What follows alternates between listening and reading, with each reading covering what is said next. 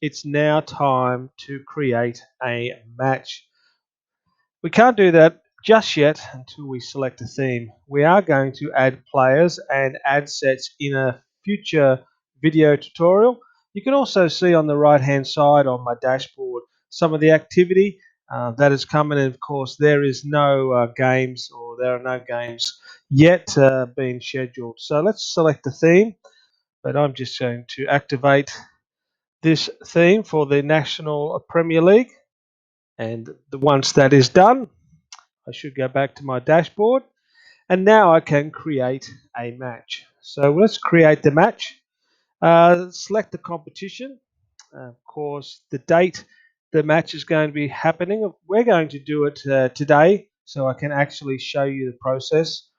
The time we're going to be looking at maybe 4 o'clock and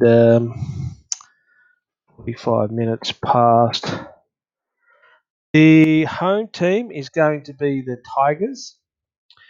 The venue is going to be the Gold Coast Football Park. The away team will be the Nine Tails. The scorer is going to be myself. And the match name, as you can see down the bottom here.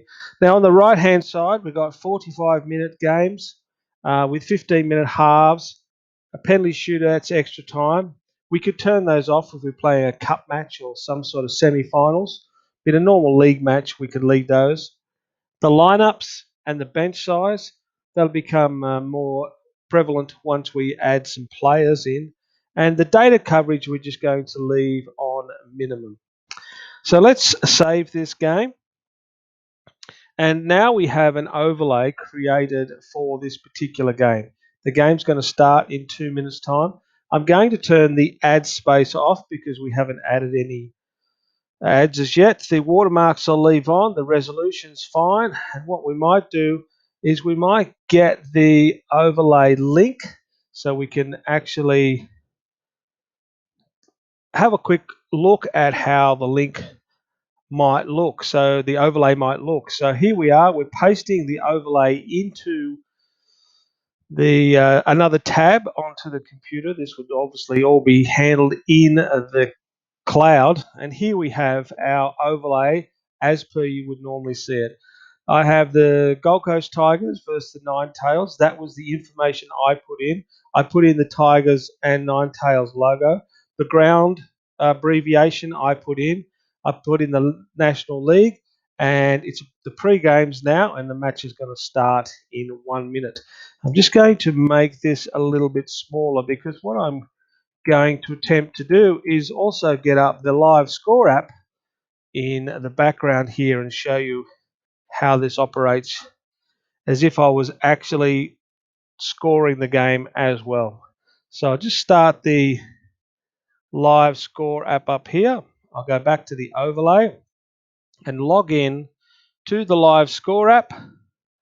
I'm setting the lock to look a little bit like a tablet because a phone or a tablet, that's what it might look like. And of course, I just logged in as myself. And here we are over here with the match details, as you can see. The game is going to start in 30 seconds time. I have all this information ready to go.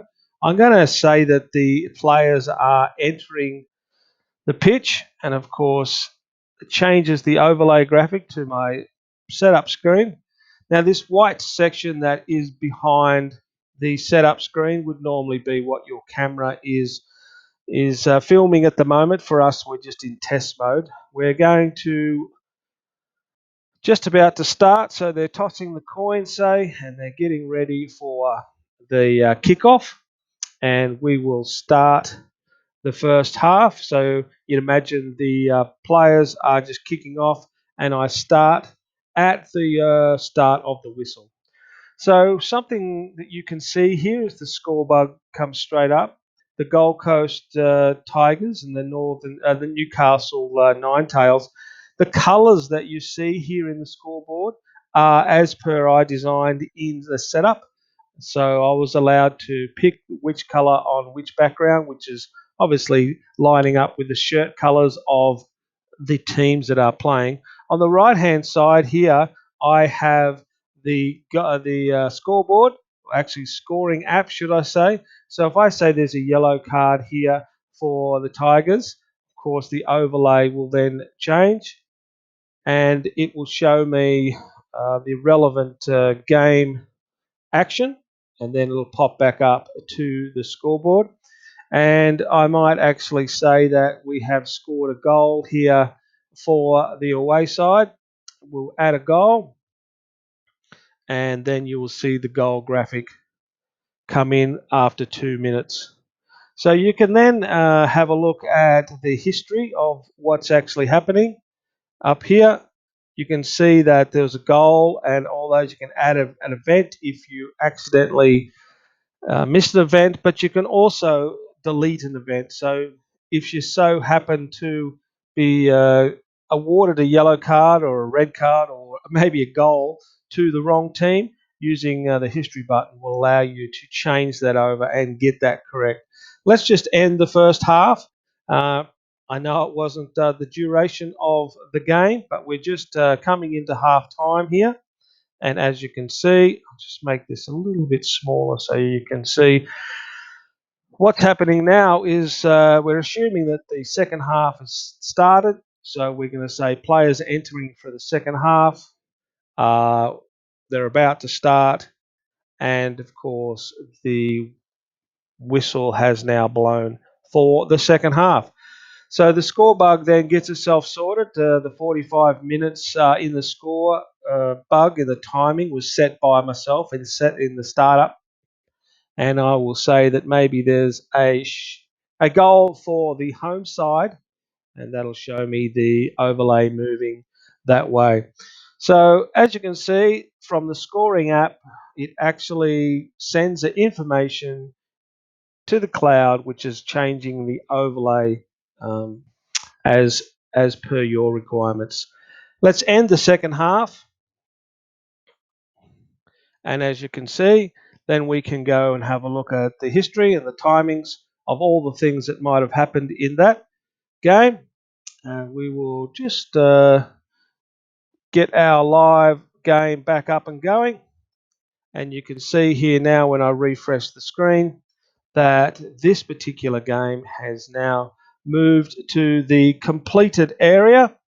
So it's no longer in the live and upcoming, it's in the completed area. We go back to our dashboard, and here we have all of the ticks on the dashboard that represent the minimum setup that you need to get a match up and operational with Liga Live systems.